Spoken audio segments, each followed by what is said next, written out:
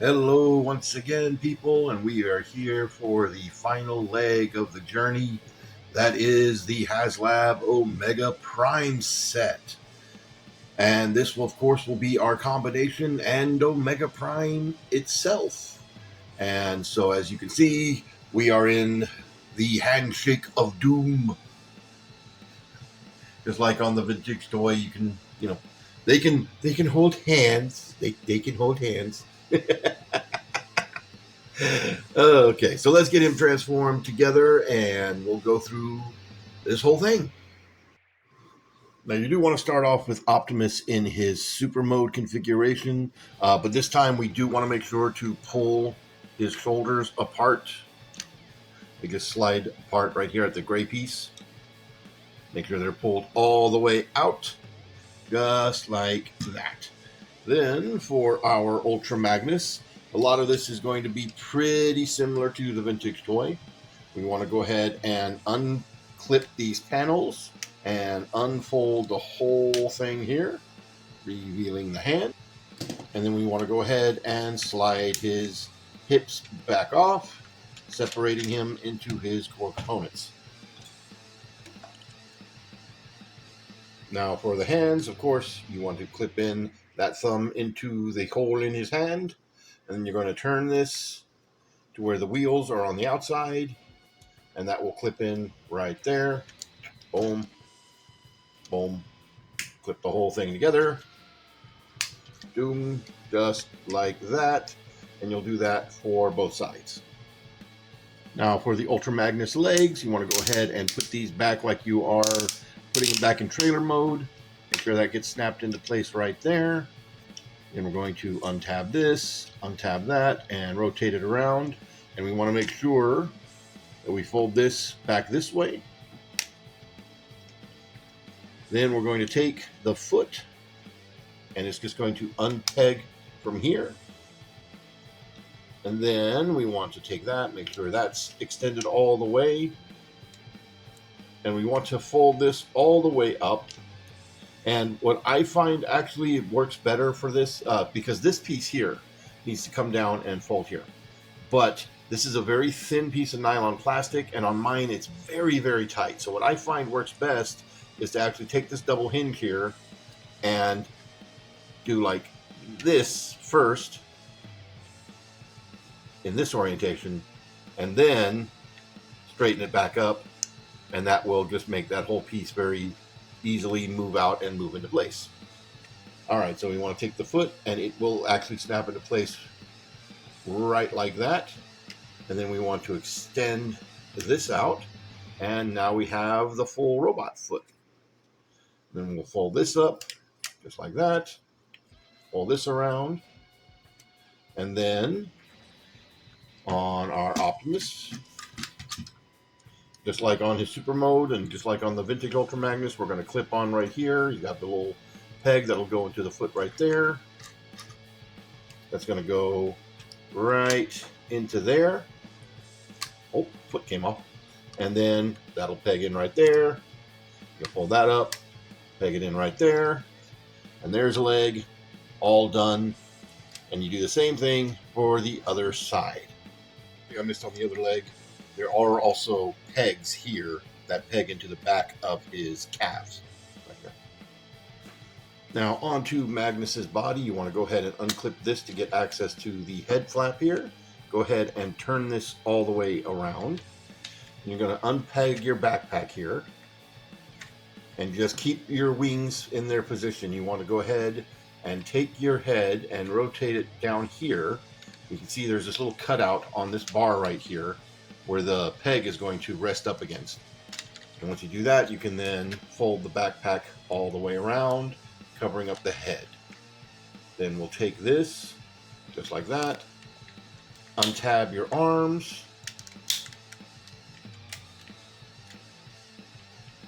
then you want to go ahead and untab the chrome bits to give some clearance here. And you're going to rotate both of these side pieces up. They are just pegged in, just like a lot of the other joints are. That peg does have a metal bar going through it to sort of help with that, but you do want to get these straightened up. Then you want to take these flaps here, these side windows, and you want to unpeg these and fold this over, and it will tab into place right there. You want to take this panel here, fold that up, fold this out, do that on both sides. Then you want to move this piece down, take this, fold it all the way in, just like that. Then on Optimus, just like our super mode, we're actually going to utilize these tabs. Right underneath here, he's got, on Ultra Magnus, he's got the 2 slots right there. Those will just tab into place. You do want to make sure that this head does stay straight. There we go. That'll help keep the whole backpack straight. And that will just tab down into place right there. Now, we're going to come back here to the back. Now, just like on the vintage toy, you're actually supposed to just leave these down. I always used to fold them up on the vintage toy a little bit, but I've discovered that these actually fit very snugly under here. If you lift up this flap, you can actually take these, fold them in just like that, rotate these to where you can fold these up this way, and put that flap back down. And then now that's all tucked away and neat and clean. That's not in the instructions. I did double check to see if maybe, you know, that was something that was in there, but it's not. They want you to leave them down like on the vintage toy. There is a little tab slot right there. You want to make sure this gets tabbed into place back there. That helps keep the whole backpack solid. All right. Now at this point, you can see that the head is already coming detached here. So there is sort of a sweet spot where this is slightly up and the head flap is slightly up that gives you the clearance to get these past here. These pieces, of course, the chrome pieces are separate in the box, and you do have to attach them on here, and they are keyed. So they only fit on when they're, you know, this way, and they'll only rotate a certain distance. And it's very, very tight in here as far as how those fit in and get past the whole front of the cab. So you kind of want to pull it up a little bit to get that clearance to clear the head. But we'll go ahead and move this all the way back until it tabs into place. Then you want to take this whole thing here and make sure that's snapped in. And then the whole front of the cab is on a double hinge on both sides. So you want to take it and fold it back into place like that, and it will tab into the chest with these 2 tabs right here. And if you remember when I was talking in the Ultra Magnus video about how the chrome was done, I just popped off the blue chrome overlay. So hey, that's their thing. Yeah, that just happened.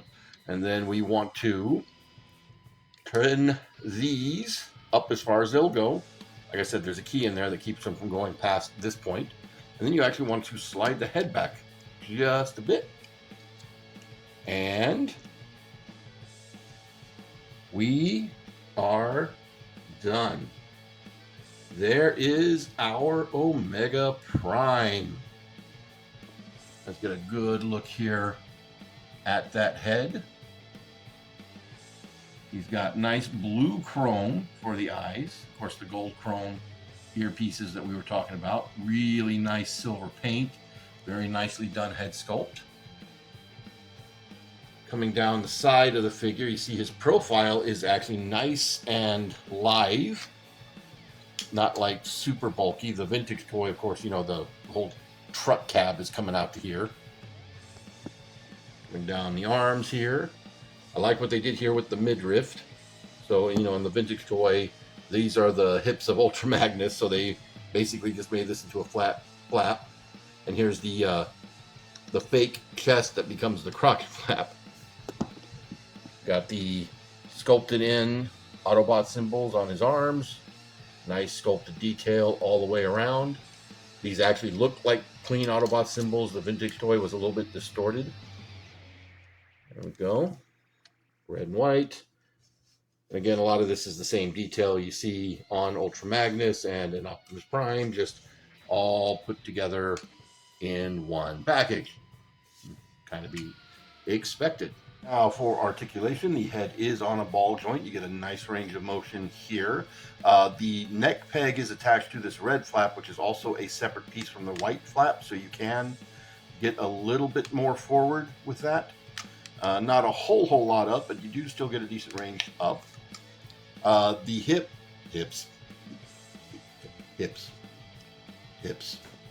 the shoulders are going to be a little bit more hindered this time around, just due to, you know, the big shoulder pads here and the whole, you know, wings of justice coming off of your pecs thing here.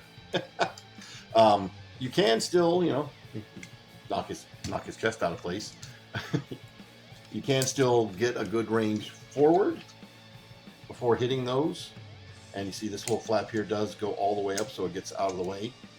You do also get a little bit more butterfly movement here now that the shoulders are fully extended. Still get the same in and out, same bicep swivel, same elbow bend. This time around, we have hands jointed in 2 locations, one here and one here, so you can get a decent fist. The thumb is still on a side swivel. You do have just a swivel at the hand, and hollow hands. Again, 5mm peg, that's neat, I appreciate it, but hollow hands. Why? This guy doesn't feel hollow, though. I will say that. He is very hefty feeling. Going down here, we do still have the same hip articulation. You do get a little bit of waist articulation, but due to everything here, you know, it's a little limited, but it's still there. You do have nice, very wide pivots on the feet. Of course, all of this is still the same articulation as the Optimus Prime, so you don't really lose anything there. And there is that.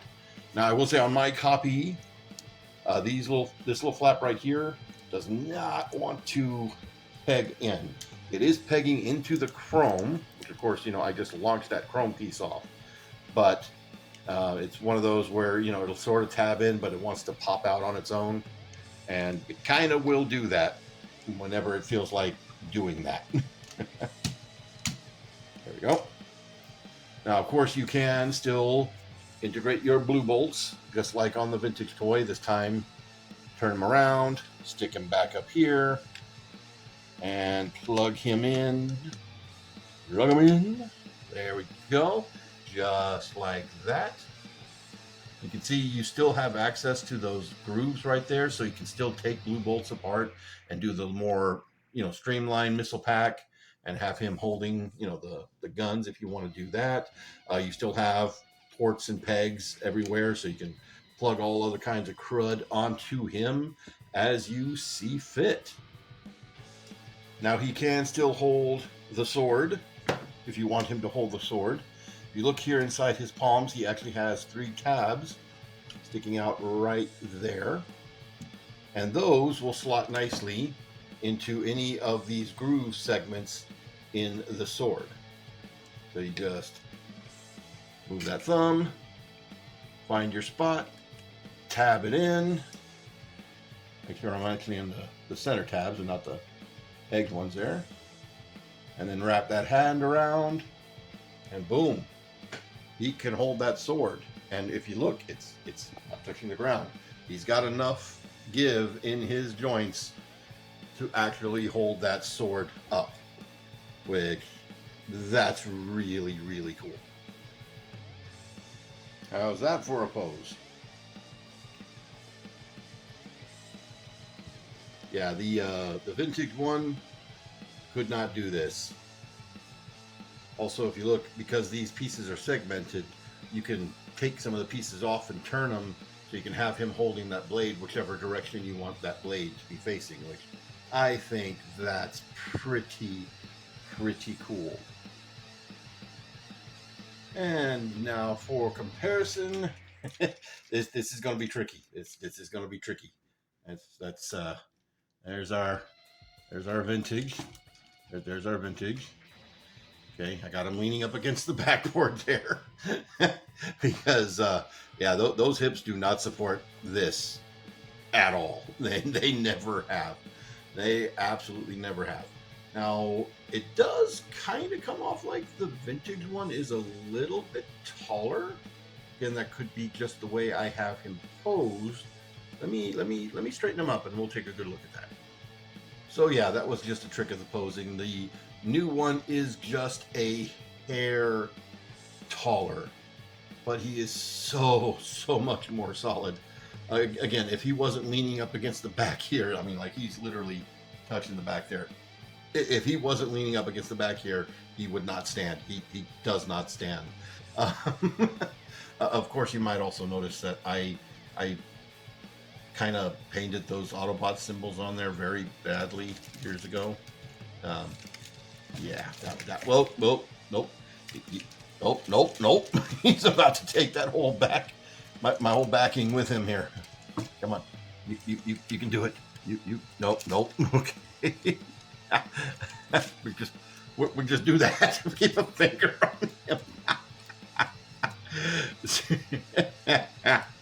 Oh, seriously, he's still an awesome figure, but yeah. Also, that's gotten loose over time. Nothing I can't fix. Hopefully, maybe, kinda, but at least he still works.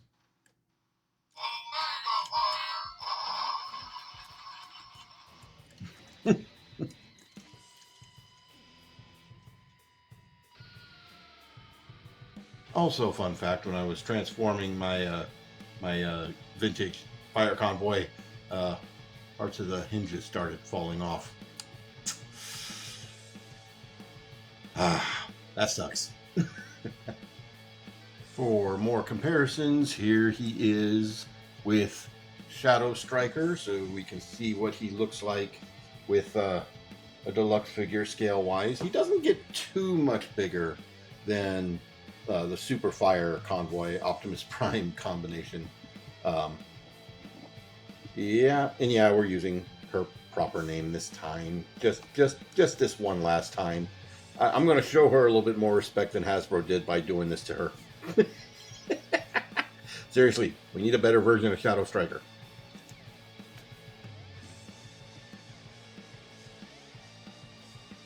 For another comparison, here he is with Armada Optimus Prime in his super mode, and he is significantly bigger. You see how he scales with that. Here he is, our Masterpiece Super Jinrai. If you have Super Jinrai standing straight up, he's about the same height. I think Jinrai is just a hair shorter. You can see how they look together. Here he is with Build King. Well, it's a Build King with a few replacement parts from not Build King, but it's the same mold. It's the same. See how they look together. I think they scale pretty well. I'd like to see a new version of him, though I think I'd rather see JRX or Rail Racer, however you feel like calling him first. And because this show was also not just a spiritual successor to Transformers, but it was kind of also a successor to Brave, which itself was a successor to Transformers. Here he is with the new T-Spark Brave series King X Kaiser.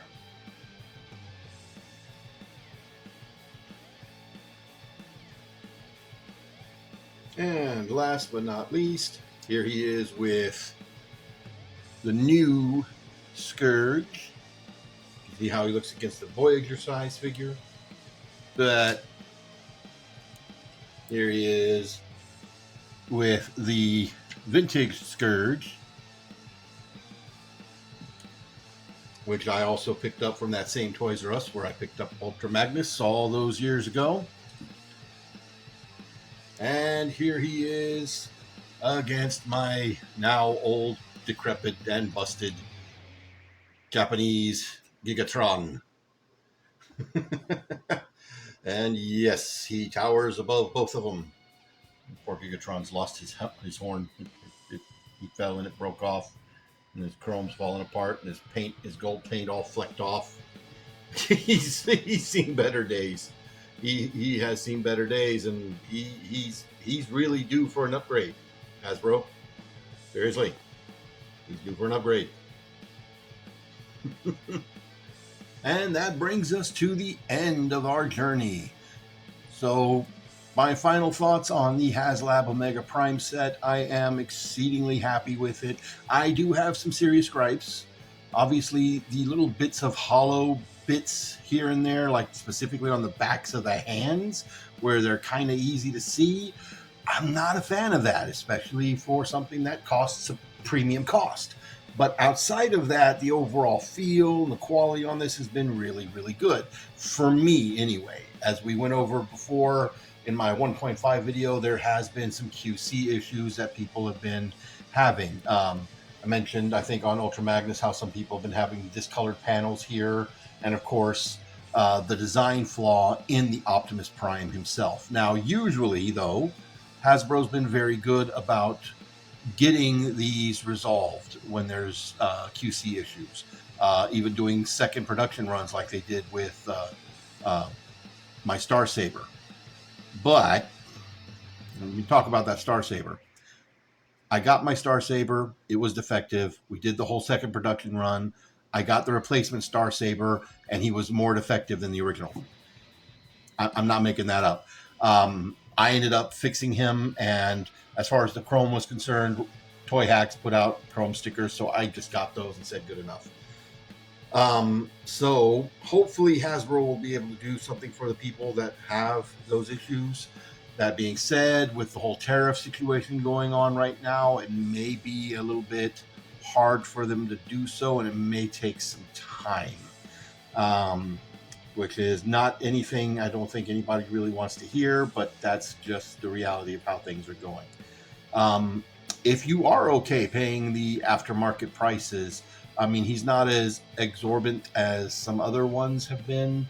I've seen him online now for like $500 to $600. If you're okay with that, then by all means, pick him up and hope that, you don't get a defective one. That would be a real sting. But overall, I am happy with him. I think he's going to have a nice presence on my shelf. He's a lot of fun. I enjoy messing with him.